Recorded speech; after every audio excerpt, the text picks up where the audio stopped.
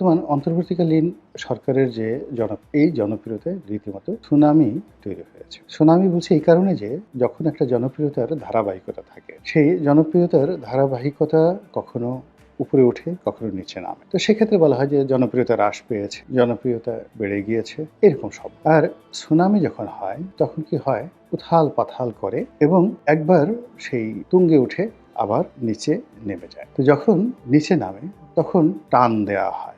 চৌম্বক শক্তি টান দেয়। ভূপৃষ্ঠের যে চুম্বক শক্তি সেটা টান দেয়। বাতাসের প্রবল চাপ থাকে। আর যখন উপরে ওঠে তখনও চুম্বক শক্তি ছেড়ে দেয় এবং সেই অবস্থাতেই কিন্তু সুনামি তৈরি হয় এবং সুনামির ফলে এই ভূপৃষ্ঠের যে মারাত্মক ক্ষয়ক্ষতি হয় এবং জনজীবন থেকে শুরু করে সকল কিছু যে বিপত্তির মধ্যে পড়ে, এটি কিভাবে পড়ে সেটি কম বেশি আপনি সবাই জানি। তো সেই দিক থেকে সরকারের যে জনপ্রিয়তা, সেই জনপ্রিয়তা সুনামি তৈরি হয়েছে। সরকারের যারা সমর্থক রয়েছেন, যাদের মধ্যে অনেকেই একসময় জনপ্রিয় ব্যক্তি ছিলেন, যাদের কথা মানুষজন শুনতেন মূলত অ্যান্টি এস্টাবলিশমেন্ট বিরোধী বক্তব্য দেওয়ার জন্য। শেখ হাসিনার বিরুদ্ধে তারা বক্তব্য দিতেন, এই কারণেই তাদের কথা অনেকে শুনতেন। তো তাদের মধ্যে তেমন উল্লেখযোগ্য কেউ নেই। দেখা গেল যে এখন সরকারের পক্ষে বলছে এবং তাদের মুখে সরকারের যেকোনো কথা এখন আর অনুরণিত হচ্ছে না এবং লোকজন রেসপন্ড করছে। আবার অন্যদিকে খুবই গুরুত্বপূর্ণ গত ১৫ বছরে যারা সরকারের বিরুদ্ধে কথাবার্তা বলেছেন এবং যাকে বলা হয় যাদের কথার ভ্যালু রয়েছে, দর্শক ৫ জন যদিও থাকে, সেই ৫ জন দর্শকের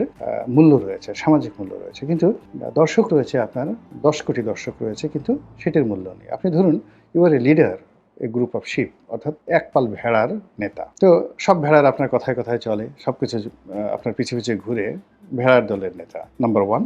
আর দ্বিতীয়ত হলো যে আপনি কোনো নেতাই নন, আপনি একজন রয়্যাল বেঙ্গল টাইগার। তো এই যে আপনার এই সমাজে সবাই সাধারণত রয়্যাল বেঙ্গল টাইগার বিপদের সময় নিজেকে উদ্ধার করার জন্য সেই রয়্যাল বেঙ্গল টাইগার লাগে।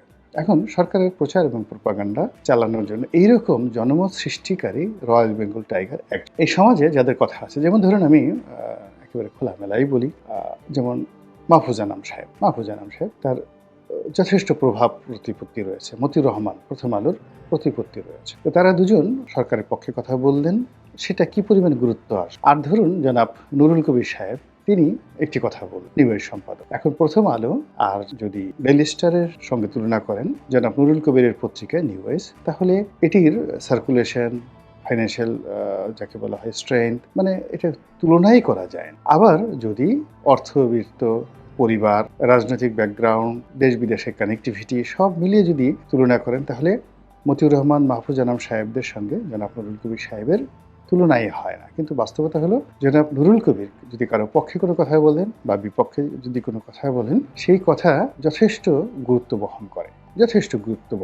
এমনভাবে অন্তত পক্ষে ৩ থেকে ৪ জন বাংলাদেশের সাংবাদিক আছেন, অন্তত ১ ডজন ব্যবসায়ী আছেন, অন্তত ১ ডজন রাজনীতিবিদ আছেন, ১ ডজন পলিটিক্যাল অ্যানালিস্ট রয়েছেন। স্টিল বাংলাদেশে যারা গুরুত্বপূর্ণ ভূমিকা রাখেন জনমত গঠন এবং জনগণ তাদের যেকোনো কথা গুরুত্ব সহকারে নেয়। তো এইরকম লোকগুলো কেউ সরকারের পক্ষে কথা বলছেন না। আবার যারা যথেষ্ট উত্তেজনা তৈরি করতে পারে, খুবই ওয়াজের ময়দানে বলেন, কীর্তনের মাঠে বলেন, খেলার মাঠে বলেন, ইউটিউবে বলেন, ফেসবুকে বলেন, তারা প্রতি মুহূর্তে সুনামি তৈরি করতে পারে। তো এরকম যারা সুনামি তৈরি করতে পারেন, তাদের যারাই তৈরি করেন তারা মূলত কোনো জনমত তৈরি করতে পারেন না বা স্থায়ী কোনো কিছু হয় না। এটি সুনামির মতো হঠাৎ করে বড় হয়ে যায়, আবার মুহূর্তের মধ্যে সেটা মিলিয়ে যায়। তো এটা অনেকটা পর্নো ফিল্মের মতো। আপনি যখন একটা পর্নো ফিল্ম দেখবেন, একটা বাজে ফিল্ম দেখবেন বা একটা হরর মুভি দেখবেন, ভীতিকর একটা মুভি দেখবেন, সেই দৃশ্য দেখার পর আপনার থরথর করে হাত পা কাঁপবে বা আপনার ঘৃণা লাগবে বা আপনার আগ্রহের সৃষ্টি হবে। কিংবা ধরুন আপনি হঠাৎ করে একটা গোখরা সাপ দেখলেন, তো এটা আপনার মনে কখনো স্থায়ী হয় না। কিন্তু তারপরেও এগুলোর একটা গুরুত্ব আছে। ১ দিন, ২ দিন, ৩ দিনের জন্য এরাও জনপ্রিয়তার সুনামি তৈরি করতে পারে। এরকম কেউ একটা সিঙ্গেল লোক দেশের বাইরে, সেটা শিল্পী বলেন, সাহিত্যিক বলেন, ইউটিউবার বলেন, নাট্যশিল্পী বলেন, অনেক কিছু। আপনি ধরুন শেখ হাসিনার সাথে মোহাম্মদ আজ ছিলেন, শেখ হাসিনার সঙ্গে শমী কায়সার ছিলেন, শেখ হাসিনার সঙ্গে নাট্যজগতের সবাই ছিলেন, নায়করা ছিলেন, রিয়াজের মতো জনপ্রিয় নায়ক ছিলেন, তারপরে মেহের আফরোজ শাওনের মতো নায়িকা ছিলেন, এরকম। আবার বিএনপির কথা চিন্তা করেন, বিএনপিতে সেই নায়ক উজ্জ্বলের মতো মেগা স্টার বিএনপির আছে। তারপরে যাকে বলা হয় এলোমেলো আকাশে সেই যে বেবি নাজনীন। তো বেবি নাজনীনের মতো গায়িকা, কনক চাপার মতো জনপ্রিয় গায়িকা, মনির খানের মতো খুবই জনপ্রিয় গায়িকা, আসিফ এর মতো যাকে বলা হয় মেগা স্টার বিএনপির আছে। ফলে কি হলো, বিএনপি নাচে, গানে, শিল্প, সাহিত্যে সে আওয়ামী লীগকে টেক্কা দিতে পারে। আবার জামাতের দিকে যদি যান, তাদের একেকজন ওয়াজির, আপনি আজহারির কথা চিন্তা করেন। তো আজহারি ওয়াজ করছে, ১০ লাখ লোক সেখানে আসছে। মমতা যদি গানও গায়, সে তো ১০ লাখ লোক আনতে পারছে। তো মমতা যদি বুকটা ফাইটটা যায় এই গানটা বলে কোনো একটা মানুষের মনে ২৪ ঘন্টা একটা ভাইব তৈরি করতে পারে, আজহারির ওয়াজ অ্যাটলিস্ট ৪৮ ঘন্টা পর্যন্ত কোনো একটা মানুষকে ভাইব মানে তার সেখানে উৎফুল্লতাকে রাখতে পারে। ৪৮ ঘন্টার পরে আর সেই জিনিসগুলো মানুষের মনে থাকে না। যদি মনে থাকতো, বাংলাদেশে যত ওয়াজ হচ্ছে, একটা চোর আপনি খুঁজে পেতেন না, একটা ডাকাত খুঁজে পেতেন না। এরকম এগুলো নিয়ে অনেক কথাবার্তা আছে। তো সেই অর্থে জামাত, বিএনপি, আওয়ামী লীগ এদের সবারই সমাজে জনপ্রিয়তার সুনামি তৈরি করার জন্য, নাটক তৈরি করার জন্য, গল্প তৈরি করার জন্য যেমন লোক আছে, তেমনি দীর্ঘমেয়াদে মানুষের মস্তিষ্কে তাদের যে আইডিওলজি, সেই আইডিওলজিকে ঢুকিয়ে দেওয়ার মতো বুদ্ধিজীবী, সাহিত্যিক, সাংবাদিক তাদের রয়েছে, যার একটিও এই তত্ত্বাবধায়ক সরকার বলেন, অন্তর্বর্তীকালীন সরকার বলেন, বিপ্লবী সরকার বলেন, ইনুস সরকার বলেন, ছাত্রদের সরকার বলেন, তাদের নেই। না থাকার কারণে কি হলো, তাদের এই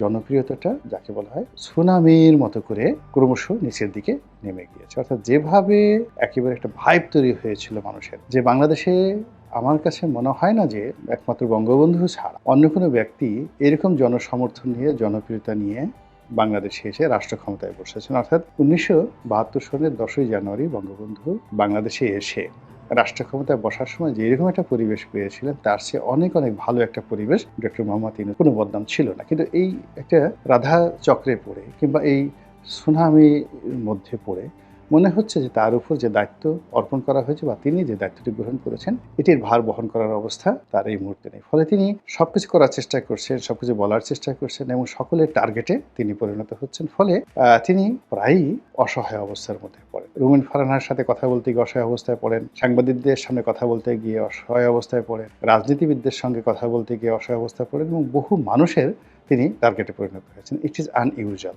এটা সাধারণত হয়। এখানে সরকারের কর্তা ব্যক্তি হিসেবে সরকারের মধ্যে যারা গুরুত্বপূর্ণ ব্যক্তি রয়েছেন, যারা ভালো কথা বলতে পারেন, আসিফ নজরুল বলবেন, রেজওয়ানা বলবেন, কিংবা ব্রিগেডিয়ার সাখাওয়াত বলবেন, অথবা স্বয়ং ডক্টর মোহাম্মদ ইউনূস। কিন্তু এখানে যখন মাহফুজের মতো তরুণরা আসছেন, নাহিদের মতো তরুণরা আসছেন, কিংবা এখানে সার্জিসকে উদ্ধার করতে সব জায়গায় ডাকা হচ্ছে, কিংবা এখানে এই প্রেস সচিবকে ডাকা হচ্ছে, এটি সরকারের ধারাবাহিকতা যে নষ্ট হচ্ছে এবং সরকার যে একটা খুব বিশৃঙ্খল অবস্থার মধ্যে আছে, আর খুব বেশি কিছু বোঝার দরকার নেই। এটিগুলো এক। ২ নম্বর হলো যে সরকারের যে মানুষগুলো কথা বলতেন সবসময়, সেই মানুষগুলো হঠাৎ করে কথা বলা বন্ধ করে দিয়েছে। তাদের মধ্যে একটা আতঙ্ক কাজ করছে। আর প্রতিদিন ভয়ঙ্কর সব গুজব ছড়িয়ে পড়েছে এবং এত ভয়ঙ্কর গুজব যে অমুকে পালিয়ে গেছে, অমুক উপদেষ্টা পালিয়ে গেছে, চিফ উপদেষ্টা, প্রধান উপদেষ্টা বিদেশ থেকে আসবেন না। এই জিনিসগুলো নিয়ে সারা বাংলাদেশ তোলপাড় হচ্ছে এবং অনেক জ্ঞানীগুণী ব্যক্তি পরস্পরের সঙ্গে আলোচনা করছে, আচ্ছা এইটা সত্য কিনা, ওইটা হবে কিনা। এরপরে তো ৩টি দল, মানে জাতীয় পার্টি,